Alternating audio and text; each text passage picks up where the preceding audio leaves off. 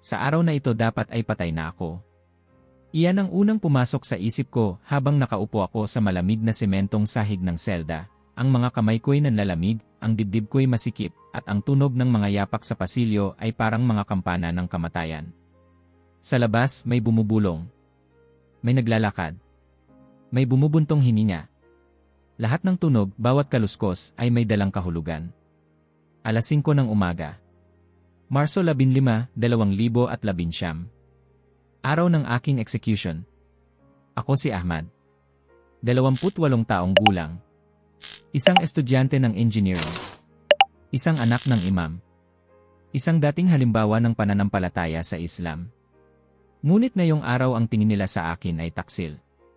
Apostata. Karapat-dapat barilin sa harap ng lahat. Bago tayo magsimula, mag-like at mag-subscribe dahil may mga bagay dito na kailangan mong malaman bago ang sinuman. Pero bago pa man pumutok ang unang putok ng replay, hayaan mong ibalik kita sa simula. Sa simula kung saan ang bawat dasal ay isang utos, ang bawat galaw ay sinusuri, at ang bawat tanong ay isang panganib. Sa mata ng marami, ako ang perpektong anak. Ako ang panganay ni Imam Rashid Al-Mansuri, isang haligi ng relihiyon sa aming lalawigan. Isang lalaking ginagalang, kinatatakutan, at sinusunod. Isang salita lang niya, at luluhod ang buong komunidad sa moske. Ang aming tahanan ay parang extension ng moske, laging tahimik, puno ng mga kasulatan, at halos walang lugar para sa pagtawa o laro. Tuwing madaling araw, bago pa tumilaok ang manok, gigising ako sa malamig na tubig na ibinubuhos sa mukha ko ni ina. Bangon na, anak, palagi niyang bulong. Dumating na ang oras ng panalangin. Huwag tayong mahuli sa harap ni Allah. Sa edad na 5, nagsimula na akong mag-memorize ng Quran. Sa 7, nagsimula akong sumama sa ama sa moske. Sa Siyam, halos kabisado ko na ang buong aklat. Isang salita lang ng pagdududa ay para ng pagsabog ng bomba sa gitna ng sagradong tahanan. Kaya't natuto akong manahimik. Sa hapagkainan, tanging tinig ni ama lang ang maririnig, nagtuturo, nag-uutos, nagsasabi kung anong bahagi ng Quran ang dapat naming isapuso ngayong linggo. Magtanong ka at ikaw ay magkasala. Sumunod ka, at ikaw ay maliligtas, madalas niyang wika. Kaya't sa edad kong murang-mura, itinanim sa isip ko, ang pagsunod ay kaligtasan, at ang tanong ay kasalanan. Lumaki akong bihasa sa pagpapanggap. Sa eskwelahan, isa akong modelo ng disiplinado't relihiyosong binata. Sa moske, pinapasa ko ang mikropono sa mga kapwa kabataan para manguna sa panalangin. Sa bahay, isang sulyap lang ni ama at alam ko na kung kailangan kong yumuko, magsalita, o manahimik.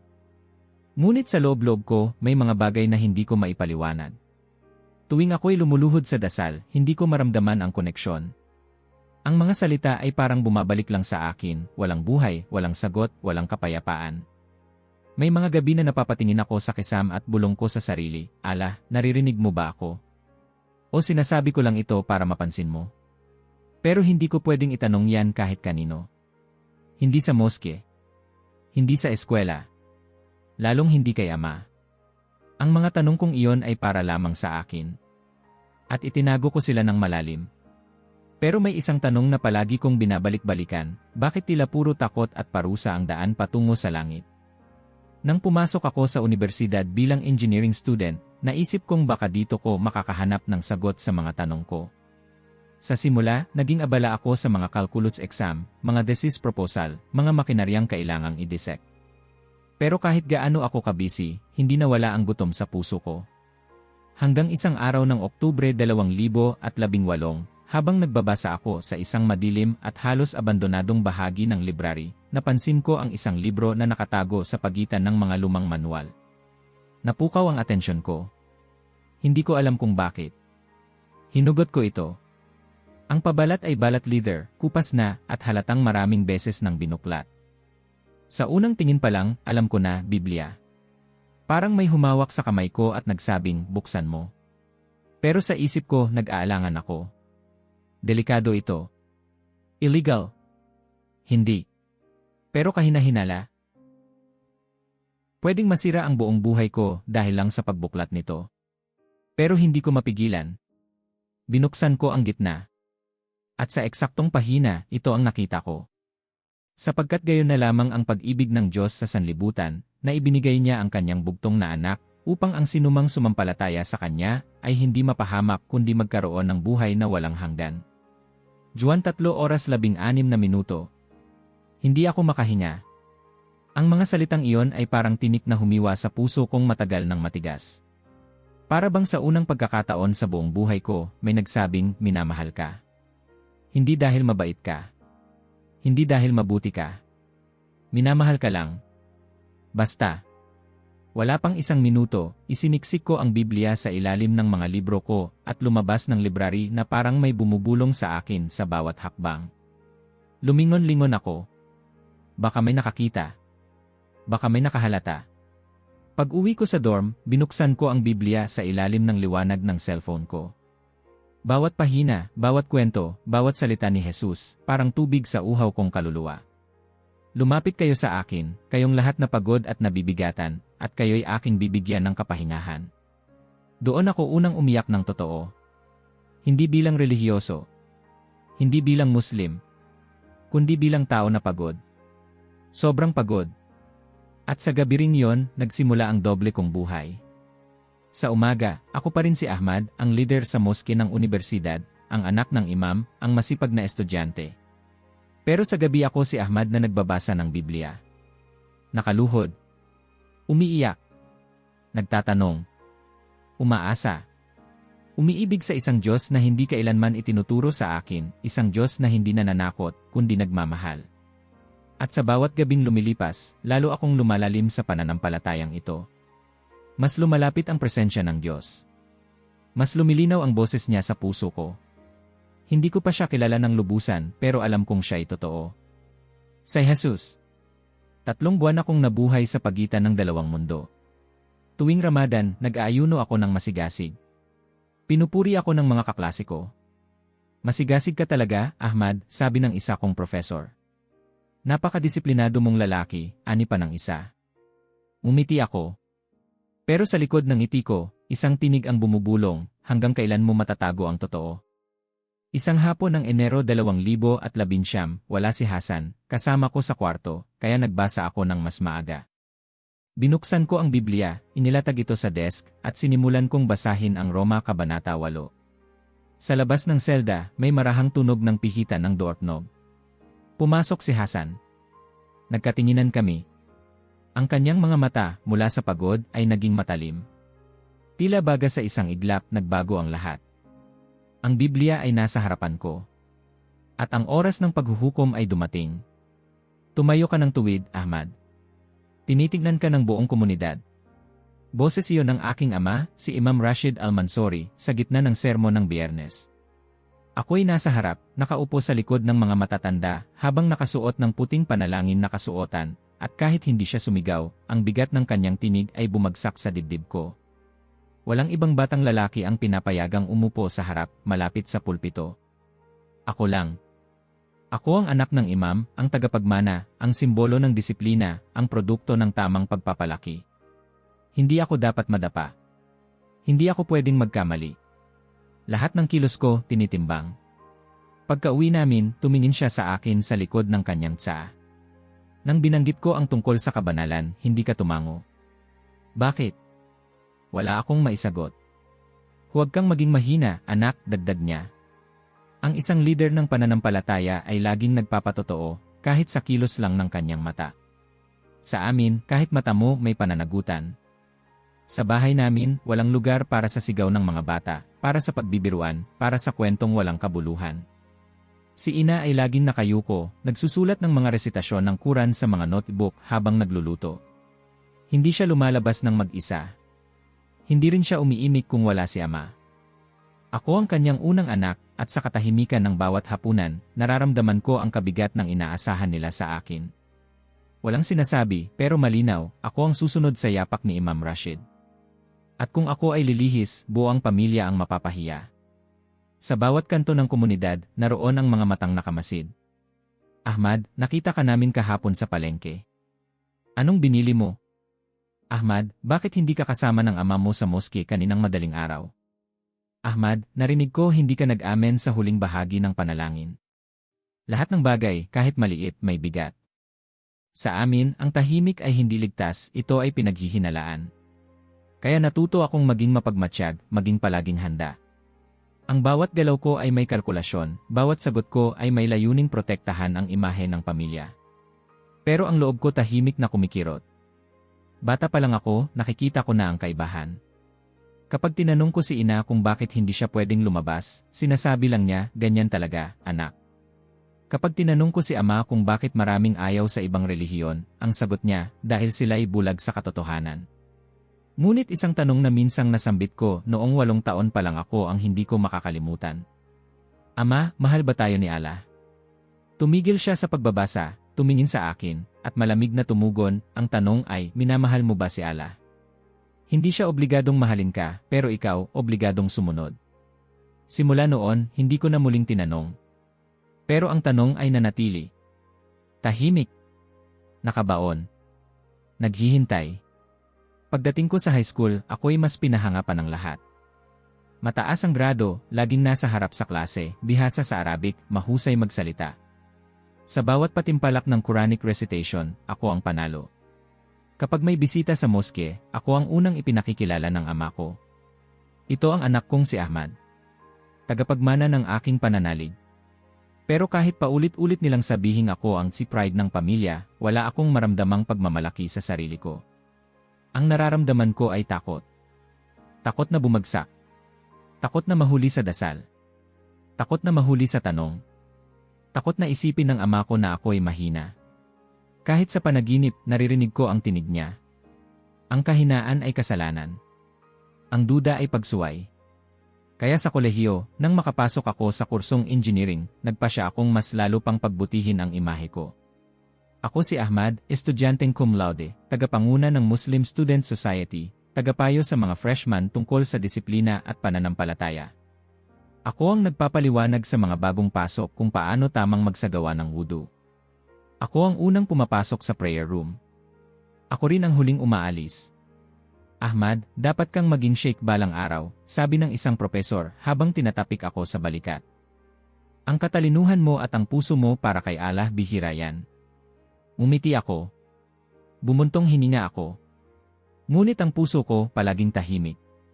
Sa bawat linggo na lumilipas, parang mas lalong nagiging mekanikal ang lahat ng ginagawa ko. Lahat ng ritual ginagawa ko. Pero walang kapayapaan. Kapag niluluhuran ko ang prayer rug, ang iniisip ko ay paano tumama ang angles ng beam sa bagong design namin sa structural class. Kapag nagbabasa ako ng Quran, mas naiisip ko kung bakit tila wala akong maramdamang koneksyon kay Allah, samantalang ang mga formula sa calculus ay may mas malinaw pang lohika. Sa isang klase tungkol sa material science, tinanong ng propesor, lahat ng bagay sa mundo ay nasusukat. Lahat ay may cause. Lahat ay may reaction. Lahat ay sumusunod sa batas ng physics. Napangiti ako. Ngunit ang tanong sa isip ko ay biglang sumabog. Kung lahat ng bagay sa kalikasan ay may dahilan, bakit tila hindi ko makita ang dahilan ng pananampalataya kong ito? Doon ako nagsimulang magtanong sa sarili. Hindi sa mga tao. Hindi sa pamilya. Kundi sa loob ng isip ko. Tahimik. Patago. Paunti-unti. Bakit ang mga babae ay hindi pwedeng lumabas ng bahay na mag-isa? Bakit ang mga Kristiyano ay kailangang ikondena kahit wala pa akong nakausap na isa sa kanila? Bakit puro takot ang motibo ng paniniwala? Bakit hindi binabanggit ang salitang pag-ibig sa dasal? Wala akong sagot. At mas lalong hindi ko ito pwedeng itanong ng malakas. Pero isang gabi, sa gitna ng lecture ko sa Advanced Calculus, may lumapit sa akin. Isang kaklase, tahimik, hindi masyadong nakikipag-usap sa iba. Ahmad, nakita kitang nagbabasa sa library kahapon. Sa dulong bahagi. Tumigil ang puso ko sa saglit. May iniwan kang lapis doon. Kinuha ko. Heto. Inabot niya. Isang lapis na may pangalan ko sa gilid. Kinabahan ako. Salamat, sagot ko, pilit ang ngiti. Ngunit habang naglalakad siya paalis, humarap siya at muling nagsalita, maraming bagay ang matatagpuan sa dilim ng library. Minsan, ang pinakatotoo, doon pa nakatago. Napalingon ako. Tumingin siya sa akin. May ngiti. May kilig sa loob ng dibdib ko na hindi ko maipaliwanag. Parang may alam siya. Hindi ko na siya tinanong. Ngunit sa gabing iyon, nagpunta akong muli sa parehong sulok ng library. Sa parehong istante ng engineering manuals. Tiningnan ko. Wala na ang Biblia. Pero may isang papel na nakaipit sa pagitan ng mga libro. Walang pangalan. Walang lagda. Isang quote lang. Ang katotohanan ay hindi takot sa tanong. Kung ang paniniwala ay totoo, kaya nitong sagutin ang lahat. Pero kung ito'y kinokondena ang pagdududa, baka hindi ito ang katotohanan. Doon ko naramdaman, may humihina sa paligid ko na hindi ko nakikita. Na ang Diyos na hinahanap ko baka hindi ang Diyos na itinuturo sa akin.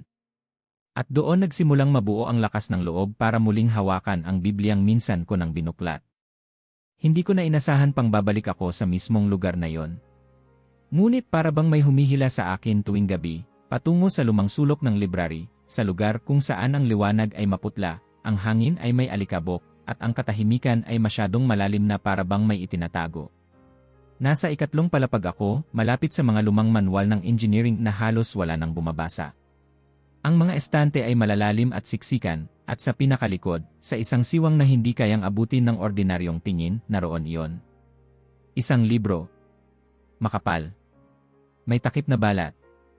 Medyo gusot na ang gilid ng mga pahina. Walang label. Walang barcode. Hindi ito bahagi ng katalogo ng library. Alam ko na agad kung ano yon. Parang may sumigaw sa loob ng isip ko, iwan mo yan. Delikado yan. Pero hindi ako gumalaw. Tumayo lang ako roon, nakatitig. Ang dibdib ko'y bumibilis ang tibok. Sa labas, tahimik ang buong palapag. Ako lang ang tao. O baka, ako lang ang alam kong tao. Hinawakan ko ang libro. Mainit ang palad ko, malamig ang takip nito. Binuksan ko. Sa unang pahina, may sulat kamay na salitang Holy Bible. Walang dedikasyon, walang pangalan ng may-ari, ngunit halatang binuklat ito ng maraming beses. Marami sa mga pahina ay lukot, may underline, may mga tandang pananong sa gilid. Kumakabog ang puso ko habang binubuklat ko ang gitna. Isang pahina ang biglang bumungad. John 3:16 na minuto.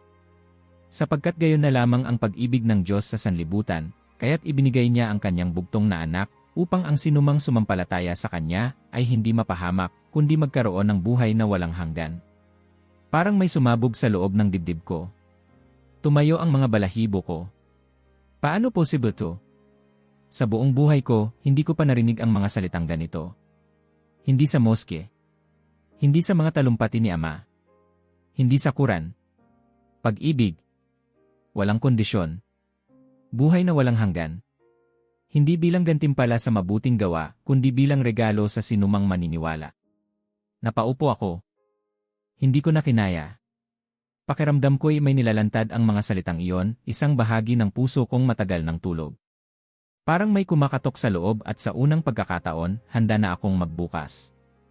Mabilis ko itong isiniksik sa ilalim ng mga notebook ko. Tumayo ako, tumingin sa paligid, at dahan-dahang lumabas ng library. Sa bawat hakbang, para akong may dalang bomba sa bag baka sumabog sa maling lugar, sa maling oras, sa maling tao. Ngunit sa halip na takot, ang mas nangingibabaw sa akin ay isang uri ng pag-asa. Isang bagay na hindi ko pa naramdaman noon.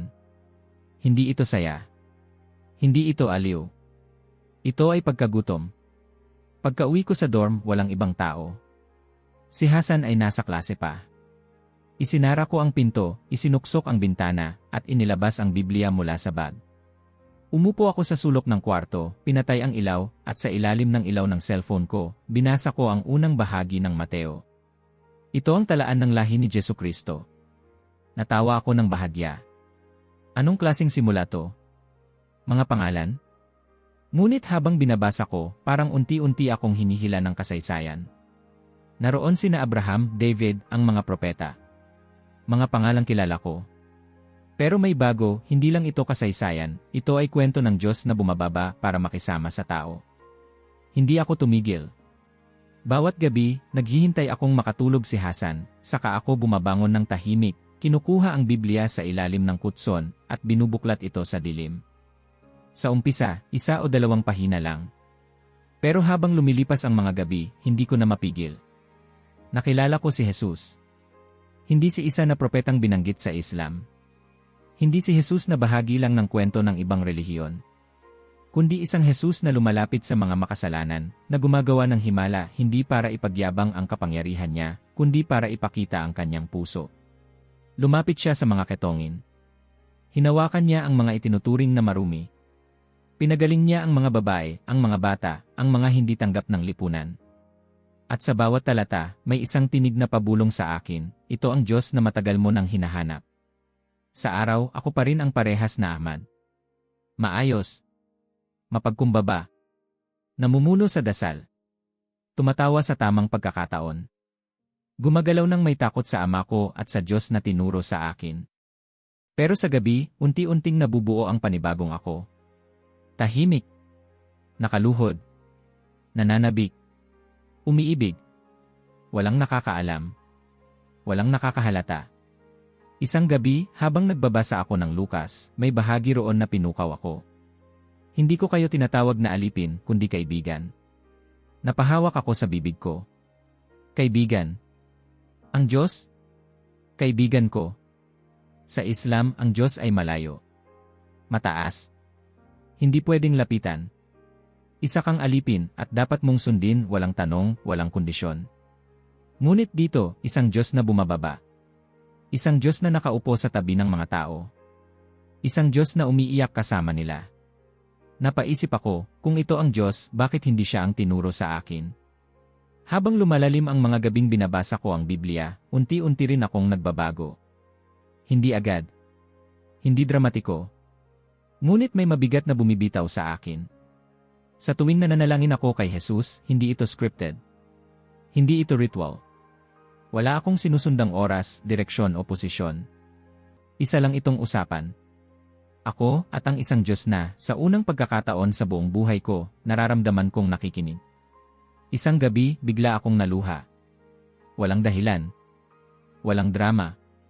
Tahimik lang akong umiyak. At sa gitna ng mga luha, ito lang ang nasabi ko, salamat. Sa wakas, nandyan ka. Mula noon, naging mas mapanagot ako. Mas maingat. Mas tahimik. Sa mga group prayer, hindi na ako palasigaw. Sa mga religious meeting, hindi na ako agresibo sa pagtuturo. Mas madalas, tahimik lang akong nakikinig. May problema ka ba, Ahmad? Tanong ni Hasan minsan. Wala, sagot ko. Napapagod lang siguro. Ngunit alam kong hindi pagod ang dahilan. Ito'y pagbangon ng katotohanan. Lumipas ang mga linggo. Parang nahahati ang mundo ko. Sa umaga, Muslim. Sa gabi, Kristiyano. Sa labas, masunurin. Sa loob, umiibig. At habang lumalalim ang koneksyon ko kay Jesus, mas lalo akong napagtanto ang panganib ng lahat ng ito. Kung mahuli ako, hindi lang ako tatanggihan. Pwede akong ikulong. Pahirapan. Patayin. Lalo na't ako ang anak ng imam. Ngunit ang tanong ay hindi na kung dapat ko bang ituloy. Ang tanong ay, kaya ko pa bang hindi ituloy? Hindi ko na kayang bitawan ang liwanag na natagpuan ko. Ngunit hindi ko rin kayang sabihin ito kanino man. Lalong hindi kay Hasan, ang taong pinakakilala ako. O akala ko, kilala niya ako. At sa bawat gabi na dumaraan, sa bawat pahina ng Biblia na binubuklat ko, isang boses sa loob ko ang nagiging mas malinaw. Hindi mo ito maitago ng habang buhay. Isang gabi, habang binabasa ko ang Ebanghelyo ni Juan, bigla kong narinig ang tunog ng pihit ng doorknob. Hindi ito oras ng pag-uwi ni Hasan. Mabilis akong napalingon. Nakita ko ang pinto, dahan-dahang bumubukas. Ang Biblia bukas sa mesa. Ang ilaw ng cellphone ko nakatutok dito. Ang mukha ko kalmado, payapa. Pumasok si Hasan.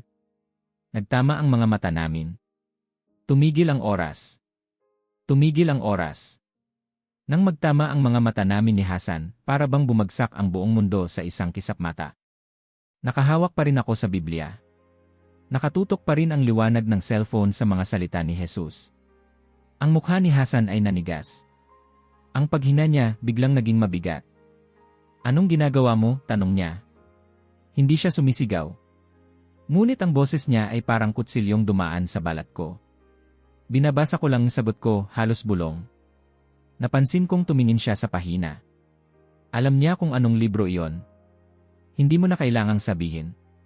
Hindi mo naiintindihan ang ginagawa mo, Ahmad. Lumapit siya ng isang hakbang. Alam mo ba kung anong ibig sabihin nito?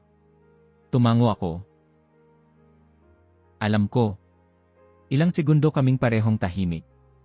Parehong naghihintay kung sino ang unang kikilos. Ako na ang nauna.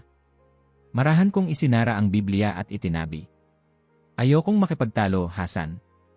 Ngunit hindi na yon importante. Hindi na siya ang dati kong kaibigan. Hindi na kami mga batang magkasamang nag-aaral sa moske. Hindi na kami ang magkasamang tumatawa sa kantin, nag-uusap ng mga plano sa hinaharap, nagpapalitan ng libro. Isang linya na ang tumawid. At hindi na siya babalik. Alam mo kung anong gagawin ko, di ba? Tanong niya. Alam ko, sagot ko. Pasensya na, bulong niya bago siya lumabas ng kwarto. Hindi na ako humabol. Hindi na ako nagsalita. Wala na akong dapat sabihin. Nagsimula na ang pagbagsak ko. Kinabukasan, hindi ko na siya nakita.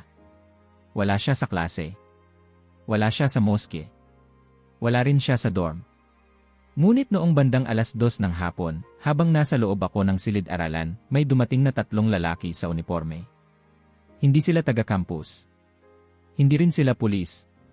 Mas kilala sila bilang Mutawa, ang moral at religious police. Ahmad Rashid Al-Mansori, tanong ng isa. Tumayo ako. Sumama ka sa amin. Walang sinabing dahilan. Walang paliwanag. Ang mga mata ng mga kaklase ko ay nakatutok sa akin. Tahimik ang buong silid. Ang propesor ay hindi gumalaw. Tumango lang. Habang palabas kami, may kumukuha ng video.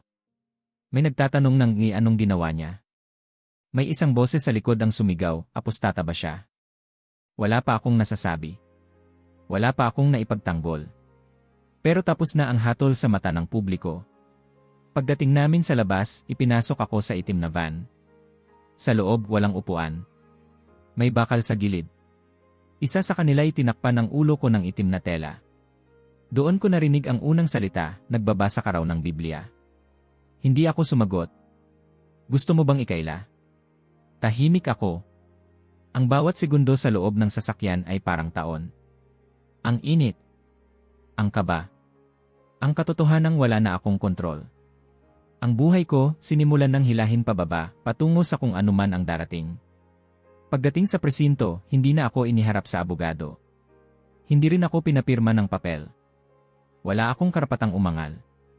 Wala akong pagkakataong humingi ng tulong. Isa lang ang alam ng mga nasa paligid ko, ako'y taksil. Traidor sa pananampalataya. Dapat itakwil. Dapat patawan ng parusa. Unang araw, isinailalim ako sa interogasyon. Bakit mo binasa ang Biblia? Anong motibo mo? Sino ang nagturo sa'yo? Sino pa ang kasama mong Kristiyano? Hindi ako sumagot. Kahit ano ang sabihin ko, hindi magbabago ang isip nila. Gusto mong mamatay? Ganito ba kababaw ang paniniwala mo? Isa sa kanila ay sinuntok ako sa sikmura. Tumumba ako. Ngunit walang tumulong. Walang umangal. Sa sumunod na gabi, hindi ako pinakain. Hindi rin ako binigyan ng tubig. Ang ilaw sa selda, nakabukas buong gabi. Tuwing pipikit ako, may sisigaw. Tuwing didilat ako, may paparating na yapak. Ilang araw akong ganoon. Walang paligo. Walang tulog. Walang salita. Minsan, pinapasok nila ako sa madilim na kwarto kung saan ipinaririnig sa akin ang mga iyak ng ibang preso. Isang lalaking sumisigaw, patawarin mo ako, ala. Hindi ko na ulitin. Boses ng pagkabali. Tiningnan nila ako. Iyan ang mangyayari sa iyo kung hindi ka babalik sa pananampalataya. Ngunit sa gitna ng lahat ng iyon, may isang bagay na hindi nila nakuha. Ang loob ko. Sinaktan nila ako. Pinahiya nila ako. Ngunit sa gitna ng kadiliman ng selda, doon ko mas malinaw na narinig ang tinig ng Diyos. Tahimik. Payapa. Hindi tulad ng sigaw ng mga bantay. Hindi kita iiwan. Hindi kita pababayaan.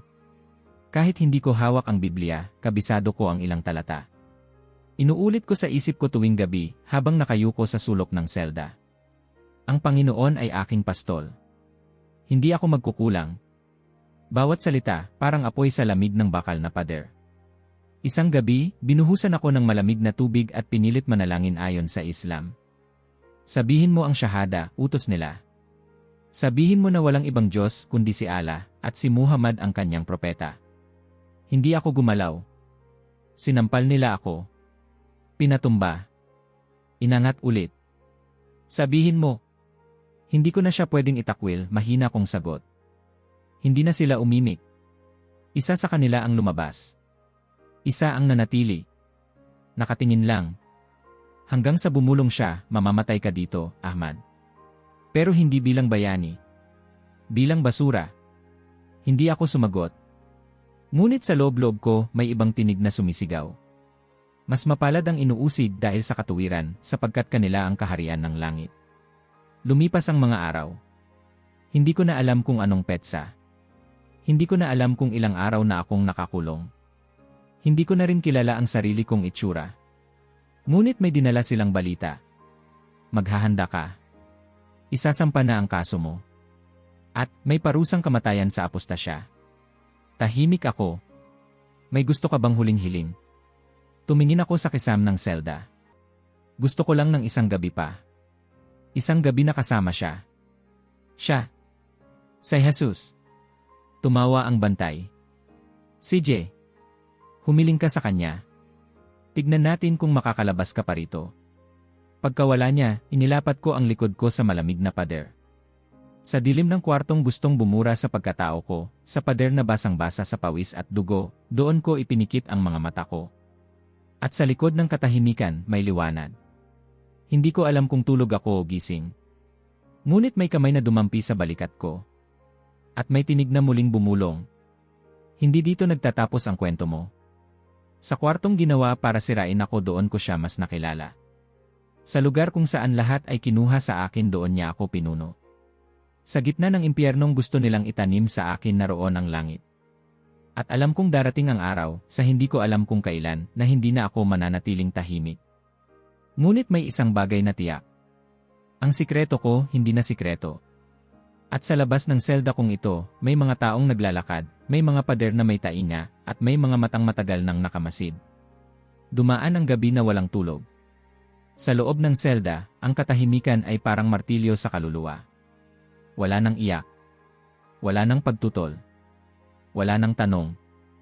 Ang natira na lang ay paghinga. Isa-isang paghinga. Mabagal. Mabigat. Tuloy-tuloy. Kinabukasan, maaga pa lang, narinig ko ang yabag. Iba sa karaniwan. Mas mabilis. Mas mabigat. Huminto ang mga ito sa tapat ng selda ko. Nagbukas ang bakal. Pumasok ang dalawang bantay. Wala silang sinabi. Nilapitan nila ako, nilagyan ng posas ang kamay ko, at saka binigkas ng isa sa kanila, ihahanda ka na para sa paglilitis. Hindi ako umangal. Hindi rin ako nagtanong. Hindi ko na kailangan ng paliwanag.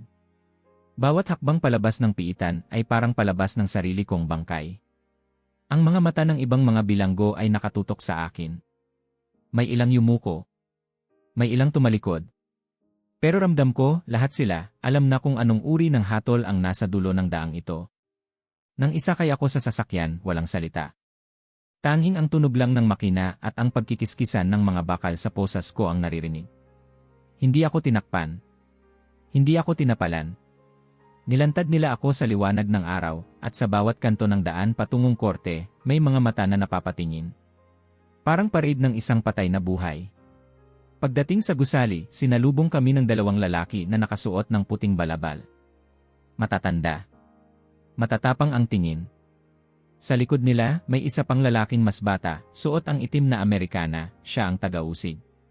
Dinala nila ako sa isang silid na malahukuman pero walang hurado. Isang lamesa sa gitna. Isang mesa para sa 3 hukom. Walang depensa. Walang abogado. Isa lang ang kailangan nilang marinig, pagsisisi. Nang umupo ako, binasag agad ng pinakamatandang hukom ang katahimikan. Ahmad Rashid Al-Mansuri. Anak ng isang imam. Dating modelo ng kabataan. Ngayon, taksil. Ano ang masasabi mo sa mga paratang sayo? Tumingin ako sa kanya. Hindi ako nagsalita agad. Sa halip, huminga ako ng malalim, saka ko sinabi, kung ang paratang ninyo ay dahil nagbasa ako ng banal na aklat at naniwala sa anak ng Diyos. Inaamin ko. Tumahimik ang silid. Tumikhim ang tagausig. Tumayo. May hawak siyang papel. Ipinanganak ka sa loob ng Islam. Lumaki ka sa ilalim ng batas ni Allah. At ngayon, itinatakwil mo ito dahil sa isang Biblia. Sa isang huwad na propeta. Hindi ako sumagot. Binibigyan ka namin ng pagkakataon, Ahmad. Sabihin mo lang, walang ibang Diyos kundi si Allah at si Muhammad ang kanyang propeta. Sabihin mo. At lilinisin natin ang lahat. Pwede ka pang makauwi. Pwede pang maibalik ang tiwala ng iyong ama. Sumikip ang dibdib ko.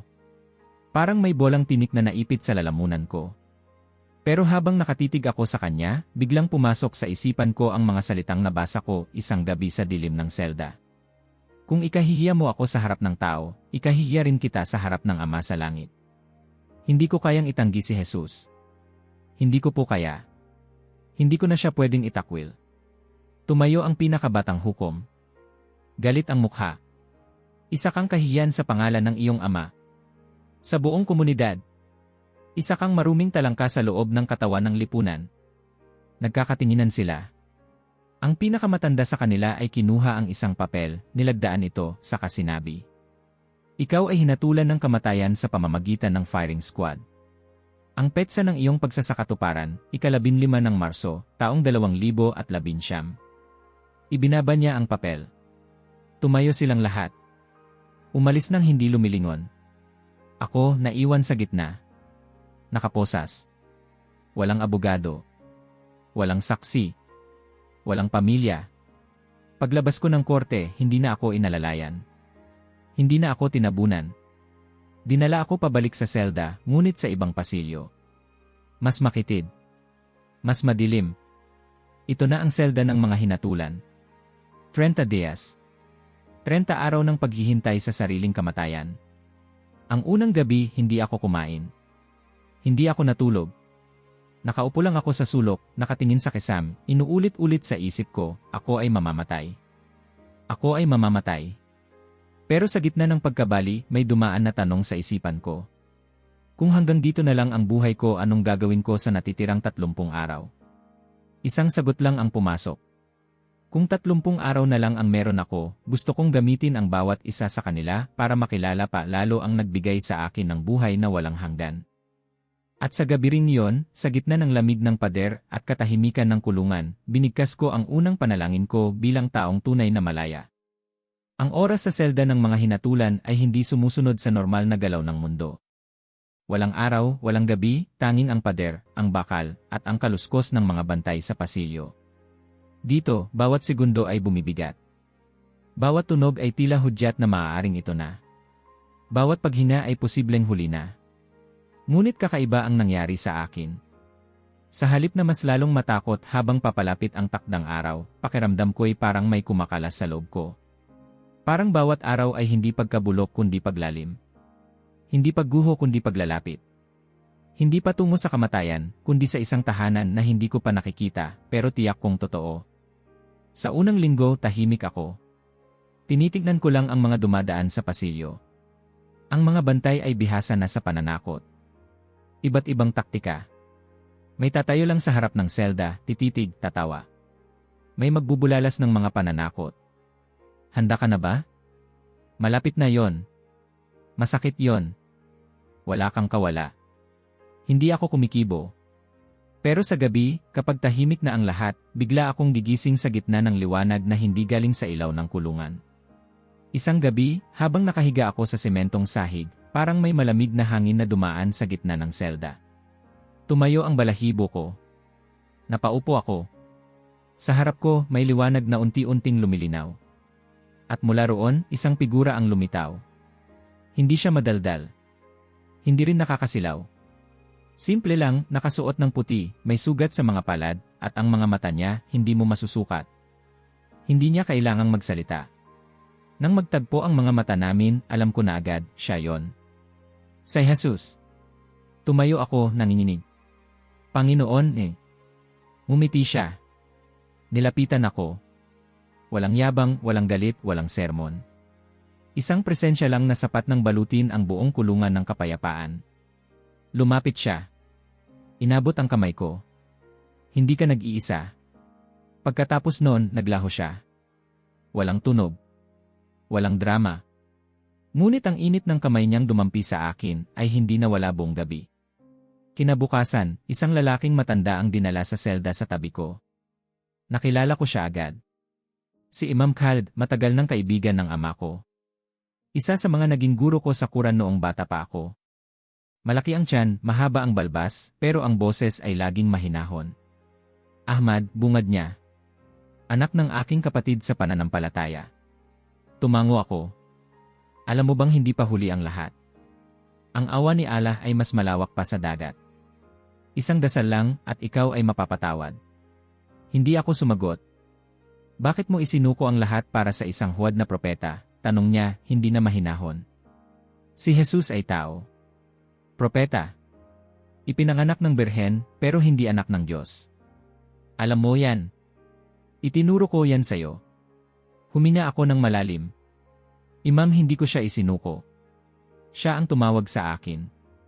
At ngayon ko lang naramdaman ang Diyos na buhay. Napailing siya. Kasinungalingan ng mga tagalabas. Mga aklat na nilaso ng kasaysayan. Ahmad, pakinggan mo ako, mapapatay ka nila. Sa mata ng batas, isa kang patay na tao. Umiti ako. Hindi po ako natatakot. Hindi na. Tumahimik siya. At sa sumunod na 3 araw, hindi na siya bumalik. Sa susunod na gabi, dinala naman nila sa akin ang isang dating Muslim scholar na naging bilanggo rin at pinilit siyang kumbinsihin ako. Isa kang marunong na bata, anya. Sayang. Kung ako ikaw, tatalikuran ko na ang kalokohang yan. Kapag hindi mo yan binitawan, ikaw ang magiging dahilan ng ikahihiya ng iyong buong angkan. Namatay ang lolo mo sa jihad. Ang ama mo haligi ng moske. Ikaw, mamatay bilang isang Kristiyano. Ngumiti ulit ako. Hindi ako mamamatay. Mabubuhay ako. Napailing siya. Kalinangang kanluranin ang pumipinsala sa isip mo. Ilusyon lang ang pananampalatayang yan. Hindi ko na siya pinatulan. Bumalik ako sa sulok ko. Doon, may ilang piraso akong tela na napunit mula sa kumot. Gamit ang tip ng kutsarang kalawangin, sinimulan kong isulat ang mga dasal ko. Isa-isa. Gabi-gabi.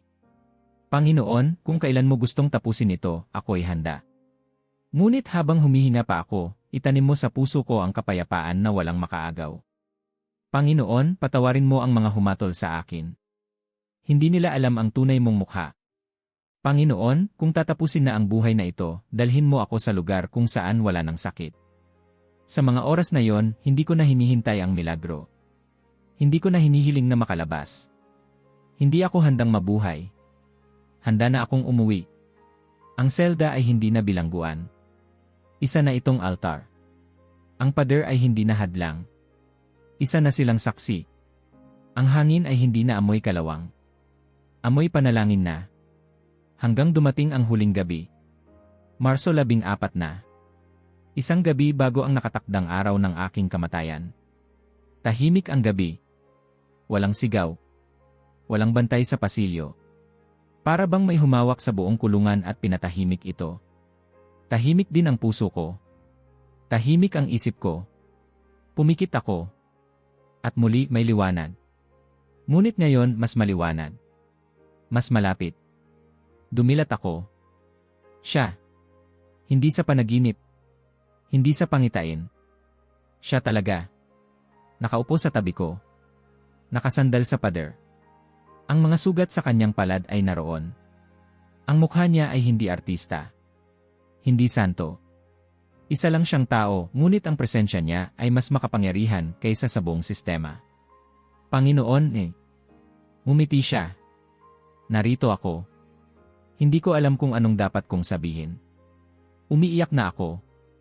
Hindi ko napansin. Basta't bumuhos ang luha. Hindi dahil sa takot. Hindi dahil sa kaba. Kundi dahil alam kong totoo siya. Hindi siya relihiyon. Hindi siya ideolohiya. Siya ay buhay. Lumapit siya. Hinawakan niya ang mukha ko. Hindi ka mamamatay bukas. Napahinto ako. Ano pong ibig niyong sabihin? Hindi mo pa tapos ang kwento mo. Pero binilang na po nila ako. Hinatulan. Ipinako na ang petsa. Huwag mong hayaan ang salita ng tao ang magsara sa kwentong isinulat ko. Hindi ko maipaliwanag ang naramdaman ko. Pero sa mismong oras na yon, isang bigat ang nawala. Isang tanikala sa dibdib ang naputol. Isang liwanag ang sumiklab sa loob ko na kahit wala ng mata ang makakita, alam kong hindi na ito mawawala. Ngumiti siya. Matulog ka. Bukas may bagong simula. Tumango ako. Pumikit. At sa kauna-unahang pagkakataon mula nang makulong ako, nakatulog akong parang sanggol. 15 ng Marso, 2019. Ang araw na itinakdang katapusan ko. Hindi na ako umiiyak. Hindi na ako nanginginig. Parang inubos na ng mga nakaraang linggo ang lahat ng luha, lahat ng takot, lahat ng tanong. Natira na lang ay isang uri ng kapayapaang hindi galing sa mundo. Isang katahimikang mas malakas pa sa sigaw ng alinmang hukom, alinmang paratang, alinmang baril. Maaga pa lang, ginising na ako. 2 bantay ang pumasok sa selda. Hindi na nila kailangan ng salita. Alam ko na. Ito na. Tumayo ako. Inilabas nila ang damit na puti. Sa kultura namin, ito ang sinusuot ng mga pinapatay. Simbolo raw ng kikalinisan bago hatol. Pero sa akin, ito'y simbolo ng bagong kapanganakan. Hindi ako mamamatay bilang kriminal. Mamamatay ako bilang anak ng Diyos. Nilagyan nila ako ng posas at isinakay sa isang closed van. Walang bintana. Walang tanong. Wala ring sermon. Tahimik lang akong nananalangin. Panginoon, kung ito na ang huling araw ko, gawin mo akong tapang mo. Hindi lang ako basta mamamatay para sa'yo, mabubuhay ako para sa'yo hanggang sa huli. Ang daan patungong lugar ng pagbitay ay maiksi. Sa bawat liko, nararamdaman ko ang lumalalim na tibok ng puso ko. Ngunit hindi ito takot. Ito ay anticipation. Para bang malapit ko nang makita ang tahanan na palagi kong nararamdaman pero hindi pa nakikita. Pagdating namin, binuksan nila ang pinto ng van. Isang malawak na courtyard. Luma ang mga pader. May linya sa lupa kung saan nakahanay ang mga sundalo, 7 silang armado ng rifle. Sa dulo, may opisyal na may hawak na papel. At sa likod niya, may ilang taong pinapayagang manood, ilang guro ng relihiyon, ang judge na humatol sa akin, at wala. Walang pamilya. Hinila ako sa gitna. Pinatayo sa harap ng pader na may marka kung saan ako tatama. Tiningnan ko ang langit. Walang ulap. Asul. Payapa. Handa ka na ba? Tanong ng opisyal. Tumango ako. May huling salita ka? Humina ako ng malalim. Salamat sa mga sumira sa katawan ko. Dahil sila ang nagtulak sa kaluluwa ko na lumapit sa Diyos. Tahimik silang lahat. Ngunit bago pa man nila maipag-utos ang pagbitay may sumabog. Hindi bala. Hindi granada. Isang tunog ng sigawan. Sa labas ng compound. May mga lalaking sumisigaw sa ibang wika. May mga kamerang kumikislap. May mga sasakyang dumating na may tatak ng mga banyagang embahada. Buksan ang gate, sigaw ng isang opisyal. May dumating mula sa Vigen. Nagkagulo. May diplomatang pinapasok sa gitna ng courtyard, hawak ang mga dokumento. Hindi ninyo pwedeng ituloy ang hatol, sigaw ng isa. May iniimbestigahan na paglabag sa karapatang pantao. Nataranta ang mga sundalo. May isa sa kanila ang binaba ang baril. Lumapit ang prison warden. Nakipag-usap sa mga diplomat. Pinakita sa kanila ang mga papeles. May ilang kalalakihang may dalang kamera ang kumukuha ng footage. Ang judge, galit na galit. Wala kayong otoridad dito. Ito ay hatol ng isang sovereign state. Pero may ebidensya kami na ikaw mismo ang nag-utos ng tortura, sigaw ng isang abogado mula sa Sarnie. Nagkatinginan ang lahat. Ako, nakatayo pa rin sa gitna. Nanginginig na ang mga kamay ko, hindi sa takot, kundi sa pagkalito. Dalhin si Ahmad sa opisina. Agad. Ihiwalay siya. Binalot nila ang ulo ko. Isinakay sa isa pang sasakyan. At sa loob ng isang oras, nasa loob na ako ng isang opisina, may kasamang 2 international observers at isang opisyal ng bansa namin. May mga dokumento silang inilapag.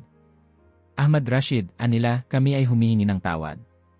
Napag-alaman naming ikaw ay sinailalim sa illegal na interogasyon, tortura, at bias na paglilitis. Bilang resulta, inuutusan ka naming ilipat sa ilalim ng diplomatic protection. Pero may kondisyon. Tumingin ako sa kanila. Hindi ako umiimik. Hindi ka na pwedeng manatili sa bansang ito. Tumango ako.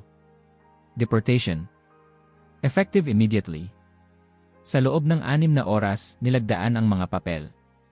Tinanggal ang aking posas. Binigyan ako ng puting polo, lumang pantalon, at sapatos na masyadong malaki para sa akin. Walang gamit. Walang cellphone. Walang kahit ano. Sa loob ng eroplano, wala akong kasama. Tanging ang isang opisyal mula sa embahada ang umupo sa tabi ko. Tahimik lang siya. Ako rin. Pero habang papalipad kami palayo, lumingon ako sa bintana. At sa huling pagkakataon, nakita ko ang lupaing pinagmulan ko, ang mga gusali, ang disyerto, ang init, ang mga pader na minsang nagsakal sa akin. At sa kaibuturan ko, isang boses ang nagbulong. Ngayon ka palang isinilang. Hindi ko alam kung saan ako pupunta. Hindi ko alam kung anong naghihintay. Ang alam ko lang, malaya na ako. Pero hindi libre. Dahil ang tunay na halaga ng kalayaan ay ang pagkawala ng lahat ng dating mahalaga. Wala akong pamilya. Wala akong kaibigan. Wala akong bansa. Pero buo pa rin ako. At buo siya sa akin. Ang eroplano ay bumaba sa gitna ng taglamig. Isang bagay na ngayon ko lang naranasan. Habang binubuksan ang pinto, agad akong sinalubong ng malamig na hangin na parang kumaladkad sa buong katawan ko. Nakasuot lang ako ng manipis na polo at lumang pantalon. Walang jacket. Walang guwantes. Walang ideya kung ano ang susunod. Paglapag sa paliparan, may sumalubong sa akin, isang babae mula sa isang International Christian Relief Organization. May dalang name card na hindi ko naman kailangan basahin. Alam kong siya na yon. Ahmad, tanong niya. Tumango ako. Welcome home, bulong niya, sabay abot ng kumot at jacket. Hindi ako nakasagot. Kasi sa totoo lang, hindi ito home. Hindi ito tahanan. Ang tahanan ko ay naiwan ko, kasama ang pangalan ko, ang pamilya ko, ang buong pagkakakilanlan ko. Dito, wala akong kilala. Wala akong kasaysayan. Ako ay simula ulit. Sa immigration, binigyan ako ng refugee visa. Bagong pangalan. Bagong pagkakakilanlan. Sa papel, ako ay isang tao na itinakwil ng sariling bansa. Pero para sa akin, hindi ako itinakwil, pinalaya ako. Dinala nila ako sa isang maliit na apartment sa silangang bahagi ng Toronto. May maliit na mesa, kutson sa sahig, at heater na parang laging sira. Sa unang gabi, hindi ako natulog. Hindi dahil sa lamig. Kundi dahil tahimik. Masyadong tahimik. Sa kulungan, may sigaw. May yabag. May kalawang. Dito wala. Umupo ako sa sahig, nakaharap sa bintana. At sa unang pagkakataon mula nang makalaya ako, naiyak ako nang walang sumisigaw sa akin. Walang bantay. Walang baril. Walang tanikala. Ngunit habang dumadaan ang mga araw, tumama ang totoong bagyo. Hindi ko maintindihan ang wika ng tao sa paligid. Hindi ko makain ang pagkain. Hindi ko alam paano tumawid ng kalye. Wala akong trabaho. Wala akong simbahan. At sa gitna ng kalayaan naramdaman ko ang sukdulang pag-isa. Minsan, naglalakad lang ako sa gilid ng kalsada, tinitingnan ang mga taong nagmamadali. Tinitingnan ko ang mga magkasintahang nagyayakapan, mga pamilyang nagtatawanan, at naiisip ko, ako saan ako nabibilang. May gabi akong sumigaw sa langit, Panginoon. Sinabi mong hindi ako mamamatay, pero bakit parang patay ako sa loob? At sa katahimikan ng gabing iyon, isang tinig ang dahan-dahang bumaba sa puso ko. Anak, ang pagiging buhi ay hindi ibig sabihin ay madali. Ang ibig sabihin nito may layunin ka pa. Kinaumagahan, nagpunta ako sa pinakamalapit na simbahan. Wala akong kakilala. Hindi ko alam kung anong klaseng church ito. Pero pagpasok ko, may isang matandang lalaki ang lumapit, ninisyan ako, at nag-abot ng kamay. Welcome, brother. Brother. Isang salitang matagal ko nang hindi narinig. Sa moske, ito'y formal. Sa korte, ito'y mapanghusga. Pero sa simpleng simbahan na yon, ito'y salitang puno ng init. Pagkatapos ng service, lumapit ako sa pastor. Ikinuwento ko ang ilang bahagi ng kwento ko. Hindi lahat. Takot pa rin ako. Pero sapat para maramdaman niyang totoo ako. Gusto mo bang mag-share next Sunday? Tanong niya. Natigilan ako. Ako po? Tumango siya. Ang kwento mo ay hindi aksidente. Dapat itong marinig. Kinabukasan, nagsimula akong magsulat. Hindi sa notebook. Hindi sa pader ng selda. Kundi sa papel na walang mansa ng dugo. Isang bagong pahina. Isang tunay na simula. At noong linggo, sa harap ng halos 50 tao, tumayo ako. Hindi ako magaling mag-English. Hindi ako sanay magsalita sa harap ng Western crowd. Pero sa sandaling hawak ko ang mikropono, parang bumalik lahat ng naranasan ko, hindi bilang trauma, kundi bilang apoy. Isinalaysay ko ang ginawa ng Diyos sa akin. Tahimik ang mga tao. Ilan ay umiiyak. At pagkatapos, isa-isang lumapit. Niyakap ako. May nagsabing, thank you. May nagbigay ng Bible. May nagtanong, pwede ka bang i-interview? Mula sa isang kwento sa sulok ng simbahan, naging testimonya ito online. Na-upload. Na-share. May mga nag-message sa akin. Mga dating Muslim. Mga nagtatago rin. Mga nagdududa. Ahmad, ako rin. Pareho tayo. Doon nagsimula ang bagong misyon. Nagtayo kami ng maliit na grupo. Mga refugee. Mga dating Muslim. Lahat tinanggihan ng pamilya. Lahat sugatan pero humihinga. Tinawag naming grupo, Luz sa Dilim. Nagtipon-tipon kami sa basement ng isang simbahan. Nagsimula lang kami sa 6. Isang buwan pagkatapos, naging 12. Tapos 20. Tapos may dumating galing sa Quebec. Tapos mula sa Alberta. At sa bawat pagkikita, isang bagay ang hindi nawawala, ang mga Biblia. Naisip namin, paano kung ang karanasan ko ay hindi lang para sa akin? Paano kung ito ay para sa mga kagaya ko na hindi pa nakakakilala sa katotohanan? Nagsimula kaming magpadala ng Biblia sa mga saradong bansa. Hindi bulto. Isa-isa. Gamit ang creative shipping. Sa loob ng kahon ng tsinelas. Sa likod ng mga kahon ng cereal. Sa pagitan ng mga manual ng engineering gaya ng pagkakatagpo ko rito. Sa bawat padala, sinasamahan namin ng sulat. Hindi ka nag-iisa. May Diyos na nagmamahal sa'yo. At may kapatid kang nananalangin para sa'yo. Hanggang isang araw, nakatanggap ako ng liham. Walang pangalan. Walang return address. Ngunit sa loob may sulat kamay. Natanggap ko ang Biblia. Nagtataka ako, pwede bang makausap si Jesus? Umiyak ako. Dahil sa sulok ng mundo, may isa na namang kaluluwang nagising. At lahat ng sakit ko, lahat ng iniwan ko, lahat ng dinanas ko, biglang nagkaroon ng saysay. Hindi ako inalis sa bansa ko para lang iligtas. Inalis ako para ipasa ang buhay na natanggap ko. At ngayon, habang tinitingnan ko ang mapangpuno ng pinanggalingan ng bawat Biblia na naipadala namin, Iran, Arabia Saudita, Egipto, Pakisto, Sudo, isang tanong ang bumalik sa akin. Ang tanong na gusto kong iwan sa'yo. Ngayon na narinig mo ang kwento ko, ano ang gagawin mo kung si Jesus ang humiling ng lahat sa'yo? Dahil sa akin, ang pagsunod kay Jesus ay hindi lang panalangin. Hindi lang pagbabago ng relihiyon. Ito ay pagsuko. Ito ay pagkamatay sa lumang sarili. At pagkabuhay sa isang bagong pagkatao. Akala ko, doon na natapos ang lahat. Ngunit isang hapon, habang naghuhugas ako ng pinggan sa maliit kong apartment sa Toronto, may kumatok sa pinto. Isang pamilyar na ritmo. Dahan-dahan. Parang hindi sigurado. Binuksan ko. At hindi ako makapaniwala sa nakita ko. Si Hassan. Nakatayo sa harap ko. Tumanda. Mapayat. May sugat sa kilay. Nanginginig ang labi. Ahmad, bulong niya. Nagtagpo ang mga mata namin. At ang tanong na agad pumasok sa isip ko. Bakit siya nandito? At anong nangyari sa kanya pagkatapos ng lahat ng iyon? Kung naabot mo na ito, mag-iwan ng like at mag-subscribe dahil ang mga balitang tulad nito, ikaw ay dapat. Ang unang nakaalam.